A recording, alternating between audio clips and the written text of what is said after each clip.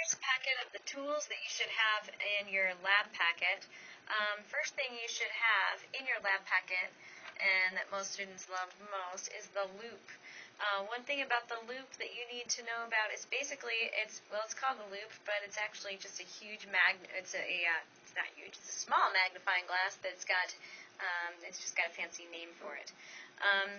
This loop is important because you want to be able to see the crystals and things that you can't see with the naked eye. So it's magnifying glass. One thing that you need to know is that you need to bring it right up to your eye, like literally as close to your eye as possible, like you're wearing glasses. Then bring the mineral or the rock as close to your face as possible.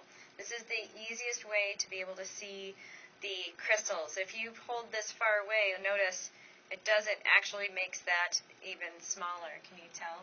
But if I take my phone, bring the loop right up to the camera, and then bring it down to say, you can really see things much closer. Can you see the difference between doing that and doing this? This would be with your naked eye. Doesn't do anything from far away. You need to bring that loop straight up to your eye. That's a helpful hint that a lot of beginning geologists don't know. Another thing you should have is a magnet. It should be magnetic. There are certain minerals that are magnetic that are really important to know. It's a great identifier. Another thing you should have, this one's been used. You can see it's a tile. And tiles, this basically shows whether or not certain minerals may have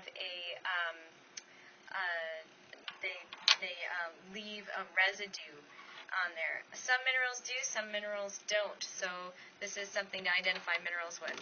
Of course, we're using the loop for the rocks and the minerals, but most of these tools we'll be using just for the minerals section, the minerals lab. So looking at through the camera. So we've got our magnet, we've got our piece of tile, and that's going to show the residue. These three things right here, the glass, the nail, you may or may not have a copper tile. If you don't have a copper tile, you can use a penny. That would also work. These three things are going to be used for hardness, to find out how hard or dense that mineral is. Now, glass has got a particular hardness of about 7.0 on the Mohs scale. Mohs scale goes from 1 to 10. I'm sure you guys have seen the TV shows with the lady trying to scratch the window with her diamond. Well, that is a physical property of diamonds. Diamonds are very, very hard.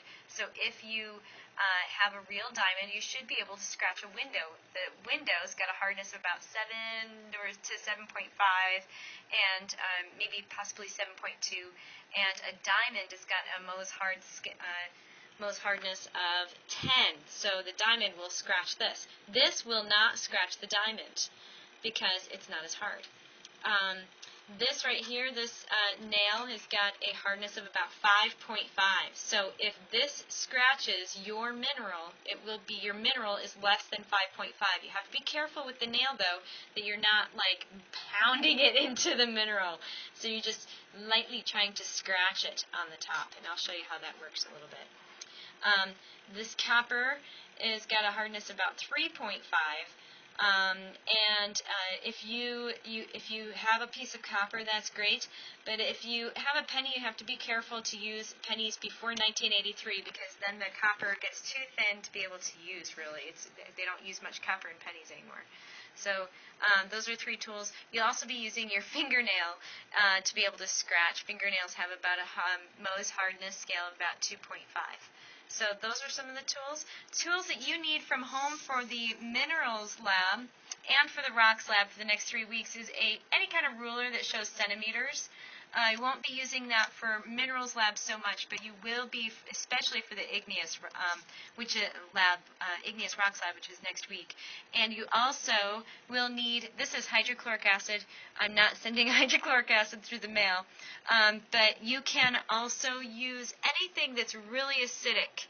I would suggest lime juice or lemon juice. So go to your refrigerator, grab some lemon juice, and it should be very, very similar to a very low molar. This particular one is a low molar. hydrochloric acid. So those are your tools that you'll be using for the next 3 labs. Very simple, something that you can bring out to the field.